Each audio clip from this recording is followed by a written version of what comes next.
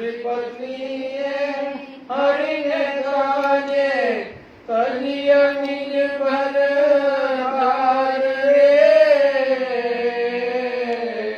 ते मातेनु काई न गયું ते मातेनु काई न गયું पामी पदार्थ चार रे नारायणनु नाम ज लेता है नारायणनु नाम ज लेता है वारने कदिए रे नारायणनु नाम ज लेता व्रजवनिता विठ्ठल ने काजे सर्वत जीवन चाली रे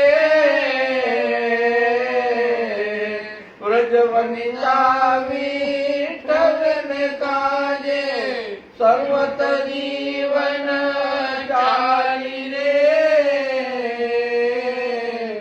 पण नसैयो वृंदावन माओ भणे नसैयो वृंदावन मा मोहन साथे माली रे नारायणनु नाम ज लेता है मन सवाचा कर्मण करीने लक्ष्मी वरने भजिए रे नारायणनु नाम ज लेता है नारायणनु नाम ज लेता। बोलो श्री सच्चिदानंद नंद भगवान की जय। श्री सद्गुरुदेव महाराज की जय।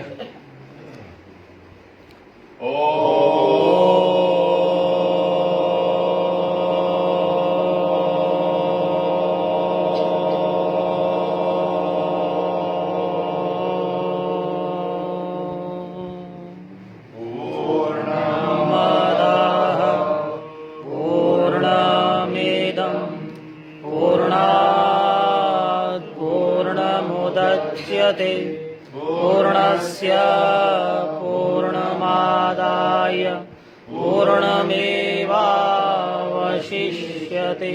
ॐ शान्तिः शान्तिः शान्तिः। सच्चिदानंद भगवान की जय। सद्गुरुदेव महाराज की जय। गुरुर्ब्रह्मा गुरुर्विष्णु गुरुर्देवो महेश्वर गुरु साक्षात् परब्रह्म तस्मै श्री गुरवे नमः। वेद वेदांत सन्निष्ठम् श्रोत्रियं बोधरूपिणं चिदानन्दरसास्वादं प्रकाशं परमं नुमः। ईश्वरो गुरुरात्मेति मूर्तिभेदाविभागिने व्योमवद्व्याप्तदेहाय दक्षिणामूर्तये नमः। सच्चिदानंद भगवान की जय। श्री सद्गुरुदेव महाराज की जय। प्रियंगु कलिकाश्यामं रूपेण प्रतिमं बुधं सौम्यं सौम्य गुणोपेतं तं बुधं प्रणमाम्यहम्। योग वासिष्ठ महारामायण से पूज्य महाराज जी अलौकिक अद्भुत वाणी का लाभ दे रहे हैं।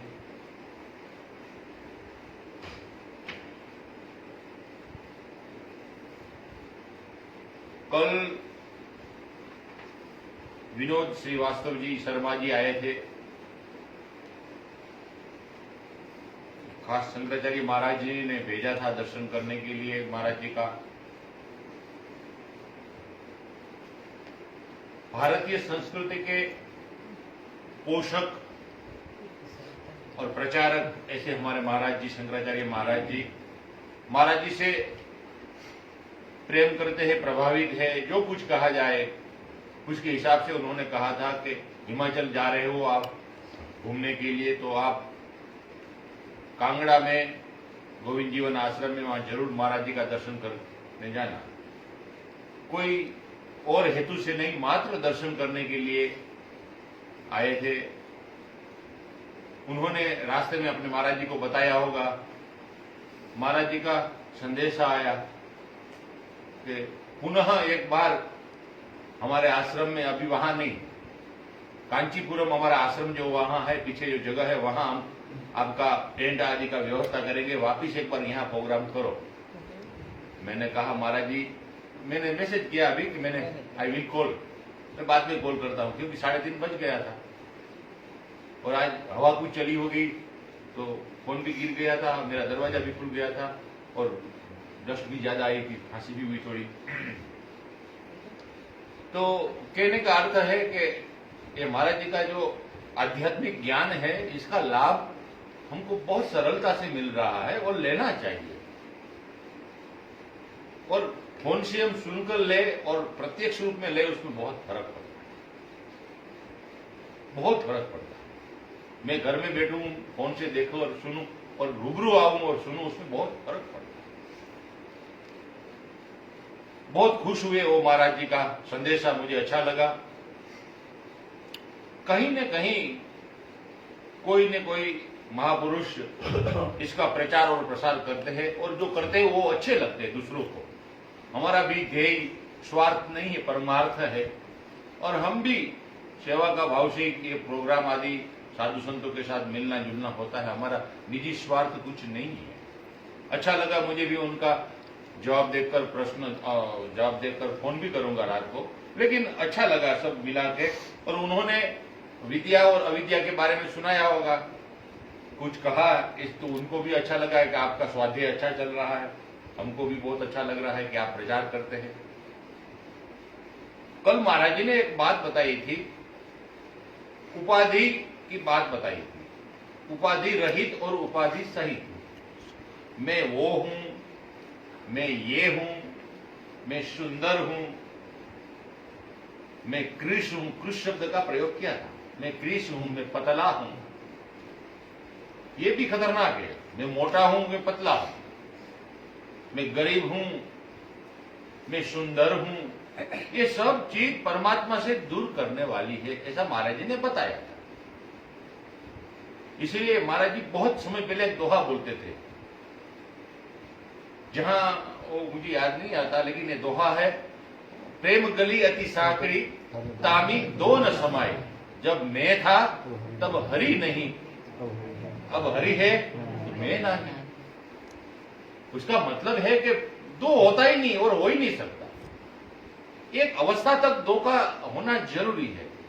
आनंद ने कहा, आपने बोधचर्या ग्रंथ में आप पढ़ोगे तो आनंद का चरित्र आता है, वहां कहा उन्होंने कि दो होना, एक अवस्था तक दो होना जरूरी है, तब तो उनको हम प्रेम कर पाएंगे, उनको सुन पाएंगे, उनकी सेवा कर पाएंगे। अवस्था भेद से दो होना चाहिए।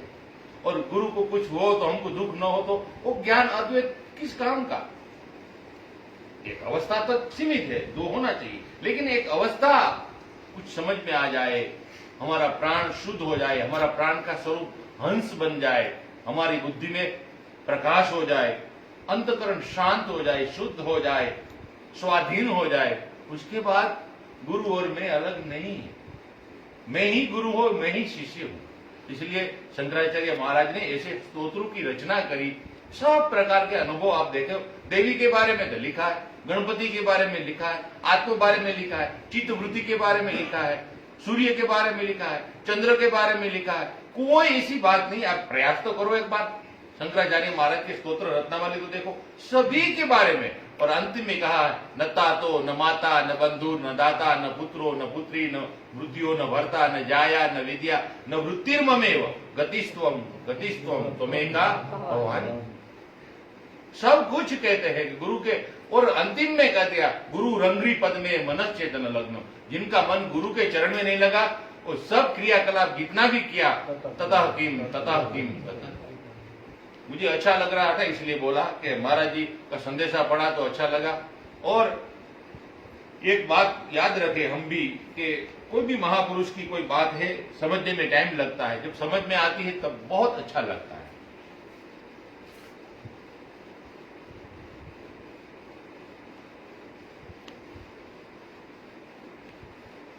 उपाधियों का वर्णन चल रहा था। मैं पतला हूं, अत्यंत दुखी हूं, बंधा हुआ हूं, मेरे हाथ सुंदर है, मेरे पैर सुंदर है, इस अवयव से मैं युक्त हूं, मेरी बुद्धि तीक्ष्ण है, और जीवात्मा ऐसे भावों से बंधन में पड़ता है। ये सब चीज बंधन में डालने वाली है। आत्मा का इससे कोई संबंध नहीं है। आत्मा हमेशा नित्य मुक्त स्वभाववान है और स्वरूपवान है। इसलिए इस भावना से जीवन व्यतीत करे तो जीवात्मा की मुक्ति हो सकती है। कल वहां तक हमने करा था। अब आगे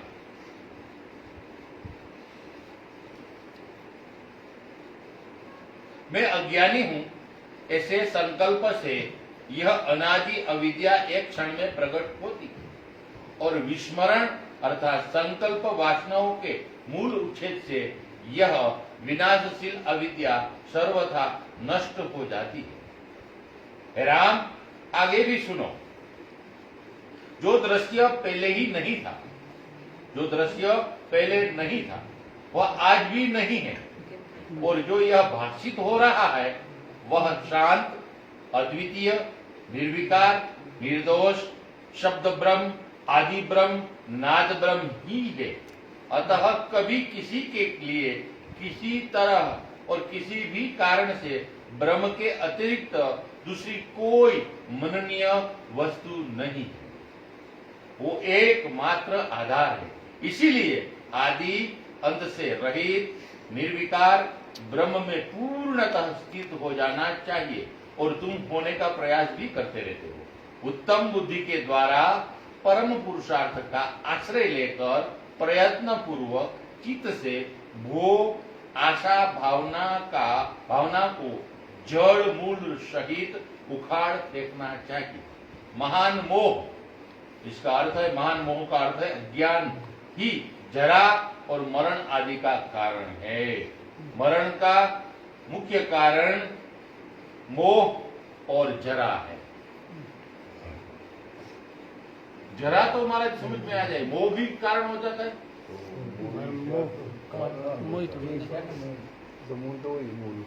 मोह सकल व्याधन कर्म ताते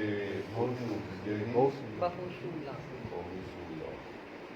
मोह ये है जरा के मन का जो मूल रूप है वो मोह है। मोह मन से उत्पन्न होता है। आत्मा तो ऐसा है, आप लोगों ने फिल्म देखी, फिल्म देखते हो पर्दा होता है, कल जाने वाला है। हाँ, उसमें चित्र दिखाते हैं, नीचे से आता है तो उसमें बरसात होती है, आग जलती है, गोली जलती है, तलवार जलती है, क्या क्या दिखाते हैं उसमें, और हम देख के हो जाते हैं उसमें। लेकिन जब फिल्म खत्म होती है पर्दे को कुछ नहीं होता, वैसे वैसे ही होता है। ना उसमें पागल बारिश होती है, ना उसमें गीला होता है वो पानी से, कुछ भी नहीं होता। ठीक इसी प्रकार से जो वास्तविक तत्व है जिसको आत्मा कहा है, चेतन पुरुष है, वो एक आधार है। अगर वो पर्दा नहीं होगा तो कोई फिल्म नहीं चलेगी, नहीं चल पाएगी। आधार है पर्दा, उस पर वो फिल्म चलती है। ठीक इसी प्रकार से हमारा भी जो आत्म तत्व है, चेतन पुरुष है, वो आधार है। सब कुछ उसको निर्माण होता है, लेकिन वो कभी भी किसी से कोई प्रभावित नहीं होता। वाह। अंग्रेज का एक बड़ा कवि हुआ है शेक्सपियर, ने एक शब्द बोला है, वो संसार की दृष्टि से बोला है। वो वर्ल्ड इन लुकिंग ग्लास बोला। If you love then he love, if you cry Then he cry. If you weak then he. संसार क्या है? दर्पण। एक दर्पण है। अगर तुम उसमें हंसते हो तो वो संसार भी हंसता है, हंसता वो लगता है।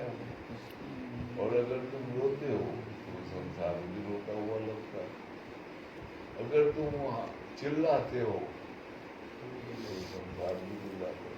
लेकिन ये दर्पण वास्तव में क्या है?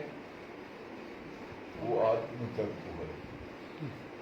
हम उसमें दिखते हैं, हमारे रूप को देखते हैं, उसमें आरोपित करते हैं। मन उसमें आरोपित करता है और वो जो जो रूप सामने आएगा उसी को वो दिखाता है। अगर वो चला जाए, सब रूप कोई ना हो, तो दर्पण बिल्कुल स्वच्छ निर्मल वैसे का वैसे ही है। कोई भी रूप को वो पकड़ करके रखता नहीं है कभी भी, जैसा आ जाए। ठीक इसी प्रकार से वो जो परम तत्व है, जो आत्मस्वरूप है, चेतन पुरुष है, वो खाली दृष्टा रूप में है। हमारा जो ख्याल है उसको प्रकट करता है। वो ऐसे ही है जैसे लाइट जा रही है और वो लाइट के द्वारा पर्दे में चित्र प्रकट हो रहे, लेकिन पर्दा आधार है दिखाने का, लेकिन पर्दे को कुछ लेना देना नहीं। वो वैसे का वैसे सफेद चिट्टा दिखेगा बाद में। ये सब खेल मानसिकता का होता है, मन ही करता है सारा खेल। जब तक मन का अस्तित्व हमारे को भासता है, लगता है, मन से ही हम जीव बने हुए हैं। और मन अगर जब भगवान में लीन होता है, परमात्मा में, गुरबाणी में आता है, ए मन तू ज्योत स्वरूप है, अपना मूल पहचान। कल हम उसको मूल में लगाते ही नहीं तो पहचान नहीं पाते हैं, तो उसी दायरे में घूमते हैं। तो जो मोह है, ये मन का ही वास्तविक जो संसार में लगाव है, वो मन के मोह की वजह से बनता है। रावण को प्रतीक बताया है, रामचरितमानस पढ़ोगे या रामायण वगैरह पढ़ोगे, उसमें रावण को दिखाया है। वो मुख्य है, बाकी सेना है, सब उसकी शाखाएं हैं। मोह के जितने रूप होते हैं वो दिखाने की कोशिश करिए। अब कुंभकर्ण क्या है? क्रोध है। वो मोह का ही रूप है। मेघनाथ क्या है? काम। काम है, मोह का रूप है। जितने भी हैं वो राक्षस जो हैं, वो सब उसकी शाखा है। मूल में वो मोह का रूप है, इसलिए उसको जीतना जरूरी है। अंत में वो जीता जाता, पहले वो शाखाएं काट ली जाती हैं सब। हाँ, और उसका प्रतीक दिखाया बड़ा सुंदर। देखो, मेघनाथ है, वो काम का प्रतीक है। उसको राम नहीं जाएंगे लड़ने उससे, कभी ख्याल करना। राम एक बार गए थे पहले, तो उसने नाक बांस कर फांसा दिया। नाक प्रतीक होता है काम का, सर्प प्रतीक काम का माना जाता है, तो फंसा दिया। तो वो गरुड़ को आकर के काटना पड़ा नाक फांस। अब गरुड़ को भ्रम हो गया पैदा, ये भगवान कैसा है, इसका तो ये तो फंस गया, मैंने काटा तो तब वो हुआ। तो उसका जो उड़ना था वो संशय अंदर बैठा ना भगवान के प्रति। अब वो चाहता तो ऐसा बोल सकता था, भगवत कृपा हुई, मेरे को सेवा का मौका मिला। लेकिन उल्टा हो गया। वो हम आ गया उसमें, तो वो बोला ये भगवान कैसा, ये फंस गया तो मैं नहीं होता तो कौन इसको बचाता। तो उसका जो उड़ना था ऊपर को, वो नीचे उतरने लगा। स्वाभाविक है, वो संशय से भारी पड़ गया। तब फिर उसको बोला भगवान शंकर के पास जाओ, वो तुमको समझाएंगे। तो वो शंकर भगवान के पास गया कि मेरा जो उड़ना है वो बंद हो गया, ऊपर नहीं जा पा रहा हूँ, वैकुंठ में जाता हूँ नहीं जा पा रहा हूँ। तो उन्होंने उसको बोला वहाँ काकभूषण जी है, तो राम की कथा सुना दे, उनके पास जाओ, तुम उनकी कथा सुनाओ। खग जाने खग की भाषा, ऐसा बोला।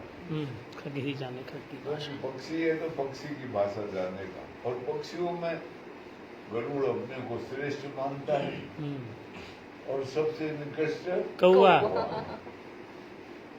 अब निकृष्ट आदमी से जब कथा सुनेगा श्रेष्ठ आदमी, तो उसका जो हम है वो गलत। तो फिर वो काकभूषण जी ने कथा सुनाई, तब तो उसका संशय भ्रम दूर हुआ और उसको लगा कि भगवत लीला है, उन्होंने मेरे को मौका दिया था सेवा करने का, मैं अंदर अहंकार आ गया। तो भगवान राम नहीं जाते हैं, लक्ष्मण मारते हैं उनको, मेघनाथ को। लक्ष्मण कौन है? वैराग्य। वैराग्य के प्रतिनिधि है। वैराग्य से ही काम नष्ट मारा जाता है, खत्म होता है। इसलिए भट्टजी महाराज ने कहा है सर्व वस्तु भयान्वितम भयान्वितम वैराग्यमेवा भयम। वैराग्य ही सब भयों से दूर करता है, और ये सच बात है, मैंने आजमाया है जीवन। जब वैराग होता है तो कोई भय नहीं सताता है, क्योंकि वो वैराग ही होता है, उसको खुद जीने का परवाह ही नहीं होता। तो भय कहाँ से आएगा? भाई तो तब आता है जब हम जीने की इच्छा करते हैं बहुत।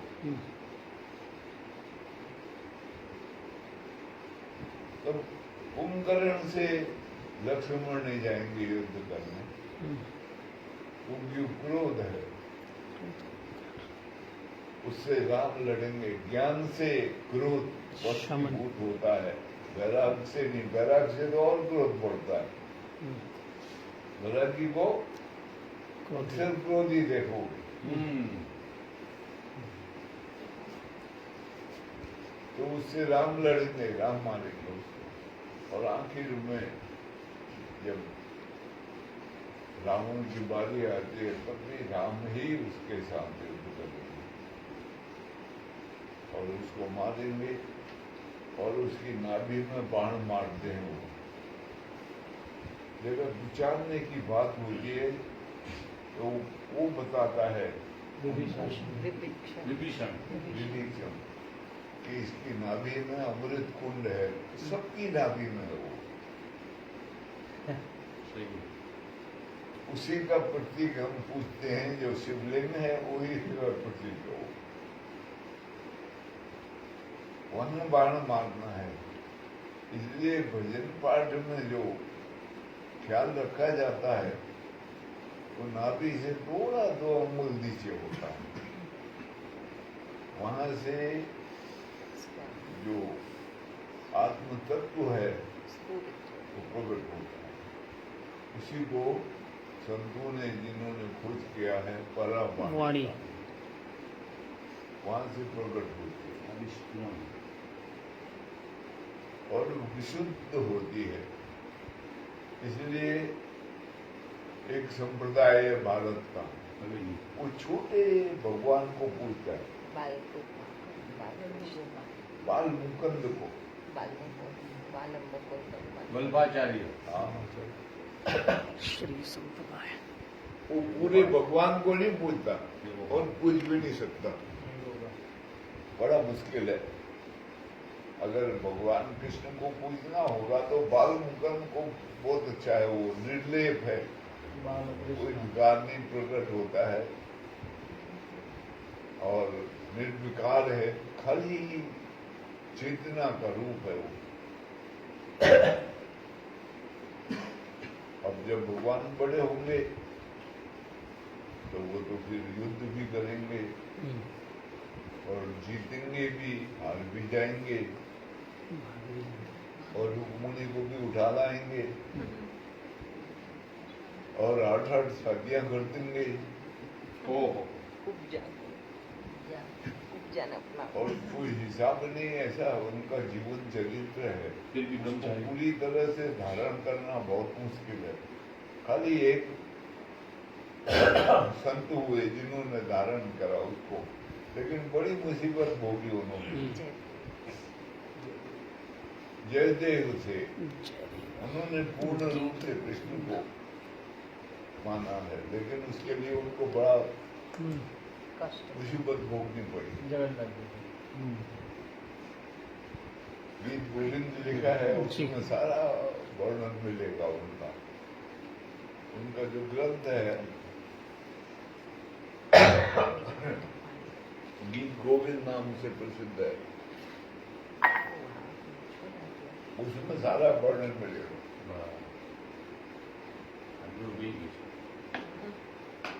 इन्फेक्शन क्या किए थे, मोटी इन्फेक्शन हो गई, शुगर पड़ी। भगवान का जो बाल रूप है वो शुद्ध है, विशुद्ध है, कोई विकार नहीं है, खाली चेतना का रूप है। वाह। प्रथम स्पंदन उसको प्रकट होता है जब हमारे जीवन में, वो चेतना का रूप है। अब ये सब आध्यात्मिक बातें हैं, समझ में नहीं आती है, इसके लिए खोज करनी पड़ती है अलग से। और एक ओट है यहाँ, अफसर थे इसमें बिजली बोर्ड, चोपड़ा करके नाम था वो। वहाँ वो जो है क्या नाम,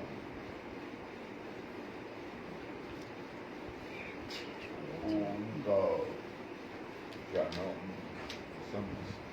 सत्यानंद जी महाराज का श्री राम शरणम करके उसका मेरा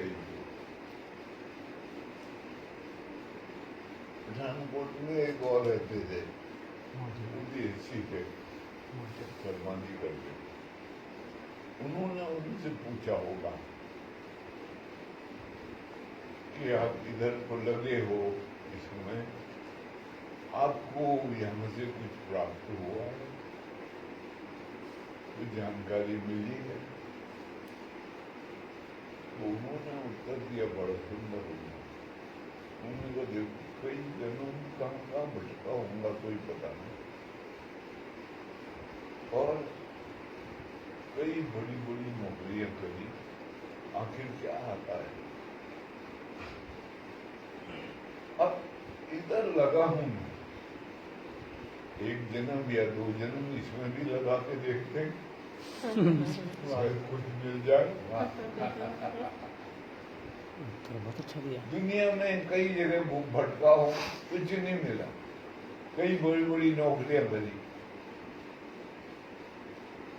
बहुत धन आदि कमाया, आखिर कुछ नहीं आया, कुछ भी नहीं पड़ा। तो अगर एक आध जन्म इसमें लगा दिया जाए तो फिर क्या बिगड़ता है? तो वो चुप हो गए। मैंने कहा बहुत अच्छा उत्तर दिया आपने, निष्ठा कहते हैं जिसको, वो निष्ठा है, बहुत अच्छा है। ऐसे ही जीवन है हमारा, पता नहीं कहाँ कितने भटके हैं, कोई पता नहीं। लेकिन कभी भी ऐसा भाव नहीं आता मन में, ये सब छोड़ के जो रहस्य है, वास्तविकता है, जो उसको जानो। ये सब छोड़ो, कुछ फायदा नहीं, कुछ आखिर में मिलने वाला है नहीं, सब व्यर्थ जाएगा। किसी के हाथ नहीं आया, मेरे बाप दादा परदादा पता नहीं कहां कहां चले गए, किसी को कुछ ही नहीं मिला, सब खाली हाथ चले गए। ऐसे ही सिकंदर कहते मरते वक्त जब उसने पूछा तुम्हारी कोई इच्छा है, बोला मेरे दोनों हाथ खाली बाहर कर दे, मैं खाली जा रहा हूं यहां से, और मैंने बड़ा कुछ किया।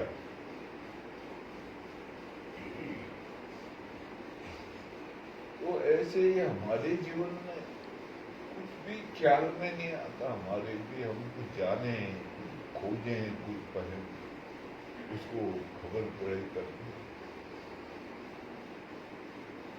तभी जीवन पूर्ण होता है।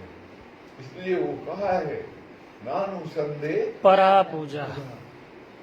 अनुसंधान के अलावा कोई पूजा नहीं है। अनुसंधान है भगवत तत्व को जानने का, खोज करने का। मानसिकता में बैठे हो हमारे, और एक निष्ठता आ जाए, जिसको निष्ठा कहते हैं, और हम उसमें खोजने लगे, चले उसमें, लेकिन नहीं होता। यही मरेंगे, खपेंगे, जन्मेंगे, मरेंगे, खरीदेंगे, जन्मेंगे, बच्चे पालेंगे, ऐसे ही चलता रहता है, अनादिकाल से चला हुआ।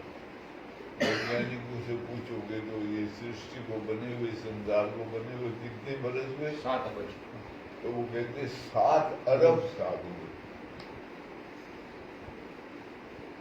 तो तब से हम भटक रहे होंगे,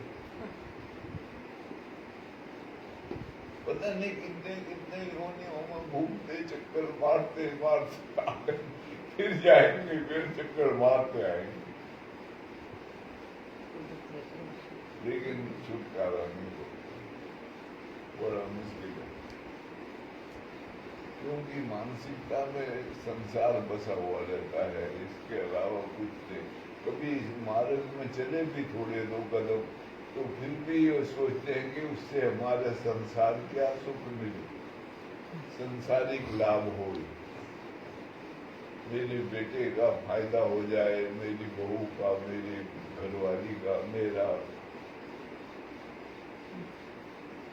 क्योंकि हम भजन करते हैं भगवान का। ऐसा नहीं है कि हम भजन करें भगवान का और हमारे जीवन का आखिरी समय हो, हम मुक्ति को प्राप्त करें, ऐसा नहीं होता। हमारे जीवन की जो यात्रा है, ये शरीर की, ये समाप्त हो ऐसा नहीं होता, बड़ा मुश्किल होता है। इसलिए कितना ही बोलो तो समझ को नहीं पड़ती, सब भूल जाते हैं। वो दरवाजे के बाहर गए तो सब भूल, उड़न छू हो जाती।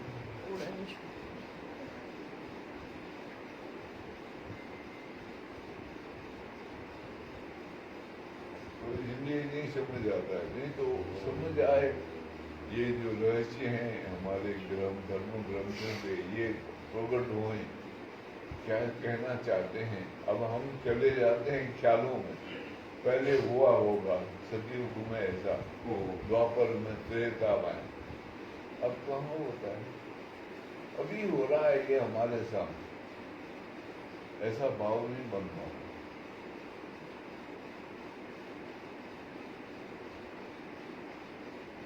क्योंकि राम का तो कभी अभाव है नहीं, और राम का अभाव नहीं है तो रावण का भी नहीं है, हमेशा रहता है वो ज्ञान के सतत ज्ञान।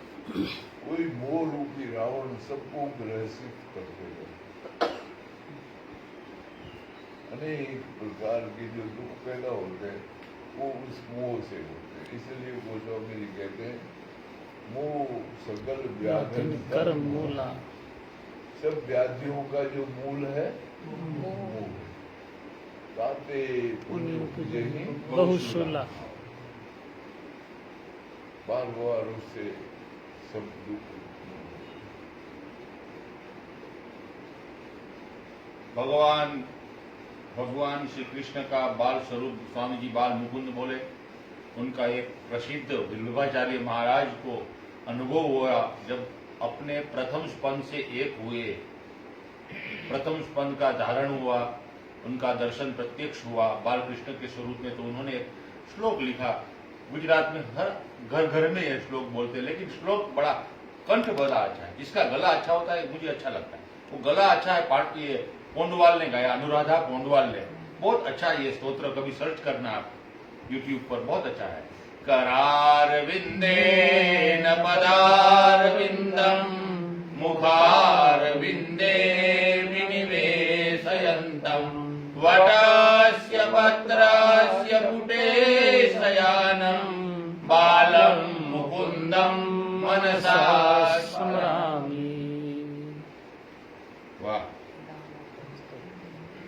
उड़न छू न हो जाए वही प्रभु से प्रार्थना, उड़न छू न हो जाए वही प्रभु से प्रार्थना करते हुए बाल कृष्ण को आगे बढ़ते हैं। ये पैराग्राफ वापिस करते हैं। ये पैराग्राफ महाराज जी ने इस पर प्रकाश डाला, हम एक बार उसका पुनरावर्तन कर दे तो अच्छा रहेगा। जो दृश्य पहले नहीं था वो आज भी नहीं हो, और यह जो भाषित हो रहा है वह शांत अद्वितीय निर्विकार निर्दोष आनंद ब्रह्म नाद ब्रह्म ही है। अतः कभी किसी के लिए किसी तरह और किसी भी कारण से ब्रह्म से अतिरिक्त दूसरी कोई मननीय वस्तु ग्राह्य नहीं है। इसीलिए आदि अंत से रहित निर्विकार ब्रह्म में पूर्णतः स्थित हो जाना चाहिए। उत्तम बुद्धि के द्वारा परम पुरुषार्थ का आश्रय लेकर प्रयत्न पूर्वक चित्त से भोगाशा भावना को जड़ मूल रहित उखाड़ फेंकना चाहिए। महान मोह का अर्थ है अज्ञान ही जरा और मरण आदि का कारण है। बुढ़ापा भी जल्दी से आ जाता है मोह के कारण। जो वस्तु कार्य रूप से प्रकट होती है, जो वस्तु कार्य रूप में प्रकट होती है, वह सब सैकड़ों आशा पाशाओं से उल्लसित होने वाली वासना का ही विस्तार है। ये मेरे पुत्र है, ये मेरा धन है, ये मेरी पत्नी है, ये मैं हूं, ये मेरा घर है, ये मेरा वो है। इस प्रकार के इंद्रजाल से यह वासना ही वृद्धि को प्राप्त होती है। हे तत्व को जानने के इच्छुक श्री राम आया प्रेमानंद। परमात्मा तत्व के सिवा दूसरी कोई वस्तु कभी सत्य नहीं है। अतः वास्तव में मेरा और मैं ये दोनों ही नहीं है। हे रघुनंदन, ज्ञानी की दृष्टि में अविद्या नहीं है। आकाश, पर्वत, समुद्र, पृथ्वी, नदी, ये सब कुछ अविद्या है। वह अज्ञानी की दृष्टि में है। ज्ञानी की दृष्टि में तो आकाश आदि के रूप में ब्रह्म ही अपनी महिमा में स्थित है। ओहो, ये कितने आश्चर्य की बात है कि जो सत्य है उस ब्रह्म को तो लोग भूल गए हैं और उनका प्राप्ति करने का कोई प्रयास भी नहीं कर रहे हैं। और जो असत्य अविद्या ये संसार नामक वस्तु है, उसी का निश्चित रूप से निरंतर स्मरण करते रहते हैं और उसमें खप जाते हैं। हे राम, ऐसा ये विचित्र नियम विश्व में पल रहा है। तुम जागरूक होकर जानो और उसको प्राप्त करने का प्रयास करो। इति श्री इन्हीं बोल रहे।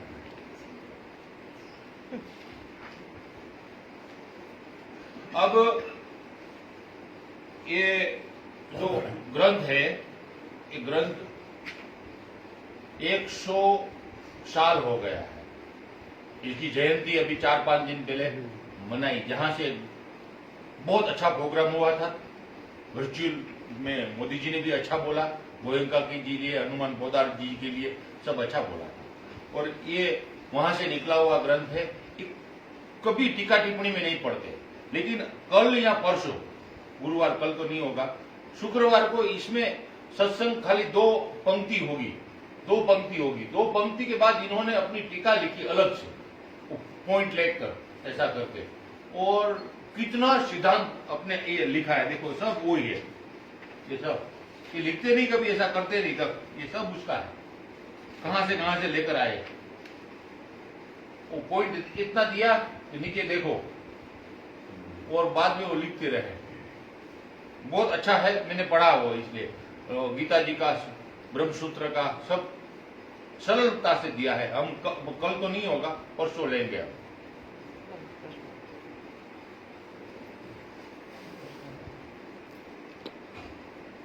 ये सब चर्चा करते हुए वाल्मीकि ने कुछ बोलने का प्रयास किया, और वाल्मीकि जी अपने प्रिय मित्र भरद्वाज को कुछ कहते हैं। उसके मित्र है, मित्र तो प्रकाश बागड़िया है मेरा, सभी ऋषि आपस में मित्र है। कभी देखना हो ऐसा तो एक पुस्तक लिखी है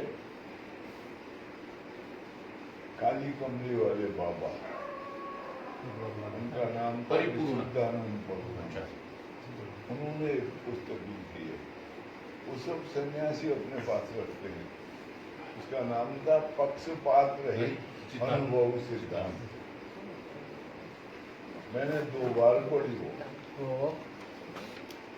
ऊपर से तो वो शायद ऊपर लाइब्रेरी नहीं है। तो उसमें सब ऋषियों का आपस में मिलना जुलना, बातचीत करना सब बताया, और एक दूसरे से ऋषियों का आपस में क्या संबंध है वो भी दिखाया। बहुत अच्छा है वो, पढ़ने का जैसे समझ में जैसा है, विचार करना। सभी सन्यासी उसको पढ़ते हैं लगभग।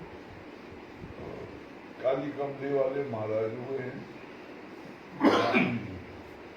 क्या नाम, कुरुक्षेत्र में बड़ा स्थान है उनका, और कई जगह हैं, और हरिद्वार से लेकर के बद्री केदार सब जगह उनका अनुच्छेद चलता है अभी।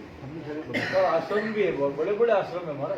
हम लोग उसमें उधर चले थे केदारनाथ में, नहीं और केदारनाथ वो अन्य क्षेत्रों में साधु संतों को भोजन मिलता है, दाल रोटी, त्रियों के नाम 2 रोटी बड़ी बड़ी, कितनी बड़ी, और एक डब्बू दाल का। मूंग की दाल, लिया थे महात्मा अपने घर बार में छोड़ वो सबको मिलेगा। और एक दूसरा अनुच्छेद चलता है सामने, वो है उनका पंजाब सिंध वालों, उनका भी चलता है। वो 3 रोटी देते हैं, इतनी बड़ी, और एक डब्बू दाल भी देते हैं। वो बड़े महात्मा लोग, मैंने देखा उत्तरकाशी में, उत्तरकाशी कोई खाना नहीं बनाते, कुछ चूल्हा नहीं जलाते, कुछ नहीं, यही लेके आए। बस वही 5 रोटियां मिलती हैं, छोटी छोटी होती है, इतनी बड़ी पतली पतली, और 2 डब्बू दाल उतनी सी दाल होती है मूंग की, वो ले आते हैं, और 2 रोटी सुबह खा लेते हैं, और रख लेते हैं, शाम को 3 रोटी खा लेते हैं। वो सुबह 8 बजे शुरू होता है अन्न क्षेत्र, और 11 बजे समाप्त हो जाता है। मैं रहा उत्तरकाशी में, तो मैं कई बार जाके लाता रहा वहां से, लेकिन मैं रहता था कुटिया में, तो मैंने घी रखा हुआ होता, तो मैं छोंक लेता था दाल को। तो कई बार मुझसे मानदो लोग भी आ जाते थे, यार वो भी छोंके वाली क्या होता, तो उनको भी छोंक लेते थे। उस टाइम ये घी का डिब्बा, वो मोहन घी आता था 10 रुपये का, 1 किलो का डिब्बा 10 रुपये का आता था, तब की बात है। तो उनका वो सब महात्माओं का आपस में मिलना जुलना, और ऐसा नहीं वो सतयुग वाले महात्मा और अभी के महात्मा भी इकट्ठे होते हैं उसमें, उस दिन में सब इकट्ठे होते हैं।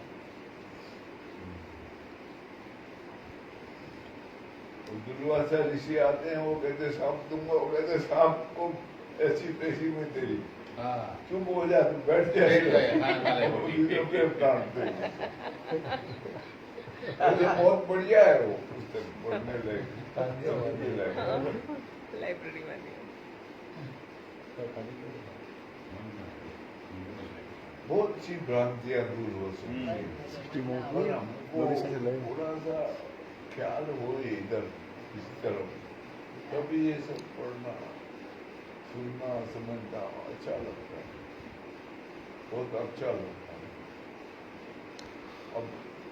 अब इधर को विचार था, वहाँ माउंट आबू में गया हुआ था मैं, और वहाँ किसी ने मेरे को भोजन पर बुलाया था, वो भी वहाँ विमला ताई का शिविर चल रहा था जो, तो वो ऊपर मंदिर में गया मैं, वो लोग ठहरे हुए थे भावनगर वाले, तो वो भजन गा रहे थे, मेलू तो डगे रे जेने मनड़ा डगे नी, भांगी पड़े ब्रह्मांड भले, चित्त नीति वृत्ति जेनी सदा ही निर्मल रहे, हरिजन पधारे तेने हाँ, ऐसे वो भजन गा रहे थे, मेरे को बड़ा अच्छा लगा भजन।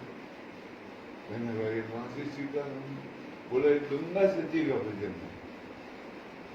गंगा सती नाम की एक संत हुई है वहाँ, उन्होंने अपनी बहू को, भानुबाई को ये दीक्षा दी, तो उसके भजन है। तो फिर मैं दूसरे साल जब गया जामनगर, तो फिर मैंने वो पुस्तक मंगवाई, वो भजन पढ़े, तो मेरे को अच्छे लगे। फिर मैंने वो एक वहाँ वो थी अध्यापिका, और वो प्रिंसिपल भी रही थी वो, उसको मैंने कहा तू लिख इसके ऊपर टीका, तो मैंने कहा मैं बताऊंगा तेरे को, तू लिख से। तो तब थोड़ी थोड़ी गुजराती आ गई थी मुझे, तो वो बाकी वो गुजराती में अर्थ करती रही और वो टीका लिखी, तो बड़ी प्रसिद्ध हुई पुस्तक। अभी चौथा पांचवा संस्करण निकल गया उसका, वो लोग बेचते हैं वहाँ। अभी उसका हिंदी में अनुवाद डब कर दिया है, अभी वो सिखाती है, उसने लिखा है, वो हिंदी में डब कर दिया। तो ऐसा हो जाता है, कभी ख्याल में आए कोई बात, तो उसका लोगों को उसका लाभ मिलता है। और बहुत विदेशों में गई पुस्तकें, और कई जगह वहाँ लाइब्रेरी में लगी रही, और पढ़ते हैं लोग वहाँ, और उससे विचारधारा में परिवर्तन आ गया। अभी एक महात्मा आए थे यहाँ, मनीषानंद जी महाराज, वो एक भजन गाते हैं हमेशा, कहीं भी प्रोग्राम हो गंगा सती का भजन गाएंगे वो। अभी वहाँ गए थे हम गाँव में, तो महादेव भाई के घर। हाँ, तो मैंने उनसे बुआए थे भजन, मैंने कहा गाओ तो वो कहते हैं ये भजन से ही मैं संन्यास लिया हूँ। गुजराती जी गंगा सती के भजन की, मैंने कहा उनसे बहुत गाते वहाँ, कहते इसी से संन्यास लिया मैं, ये भजन नहीं होता तो मैं सन्यासी नहीं होता। तो जीवन को ये राह मिली, रास्ता मिला, तो कब किसके वाणी से कभी परमार्थ तत्व है जो, इसलिए वो बहुत ही कीमती है। दक्षिणी मूर्ति नमः, बहुत कीमती शब्द है, जिनका मुंह दक्षिण की तरफ है, ऐसे महापुरुषों को प्रणाम करो, कहते हैं हाथ जोड़ो, उनको नमस्कार करो, क्योंकि वो उल्टी तरफ चल रहे हैं, वो वाम मार्गी नहीं है, दक्षिण मार्गी है, और दक्षिण की तरफ भगवान का वास होता है, वाम की तरफ संसार होता है, जड़ तत्व है। तो हम अपना जीवन काय के लिए खर्च रहे दक्षिण, हाँ, वाम मार्ग में जड़ तत्व के लिए खर्चते हैं, इसलिए दक्षिण की तरफ चलो तो जीवन का जो खर्चा है वो उस खाते में जमा होगा, उल्टे खाते में, भगवत तत्व के खाते में। और एक दिन धीरे धीरे, आज नहीं तो कल, भगवान कहते बहुना जन्म अंते ज्ञानवान माम धर्मा प्रपद्यते वसुदेव सर्वमिति स महात्मा सुदुर्लभ। कभी कभी ऐसे मिल जाते महात्मा, दुर्लभ है लेकिन मिल जाते हैं। तो कई जन्मों के बाद ज्ञानी जन कहते हैं मुझे जान पाते हैं, तो ठीक बात है। वो हम भी कभी लग जाएंगे तो जान पाएंगे, और वहाँ ही जीवन की जो यात्रा है हमारी, उसकी समाप्ति होगी। तब तक नहीं होगी, भटकते रहेंगे, जन्मते रहेंगे, मरते रहेंगे। रफ 84 खत्म हुई ना, कोटि खरब युग जाए, नाक में दम आ गया, करे क्या, मरते मरते हार गए।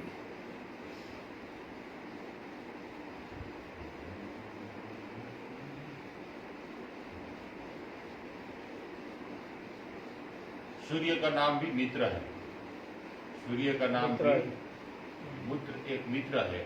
और मित्र शब्द ऋषियों से प्रेरित है, इसलिए ऋषि का नाम भी मैत्रेयी ऋषि है। मैत्री। अभी पूरा करना है कि करना है भाई? हाँ। चलो।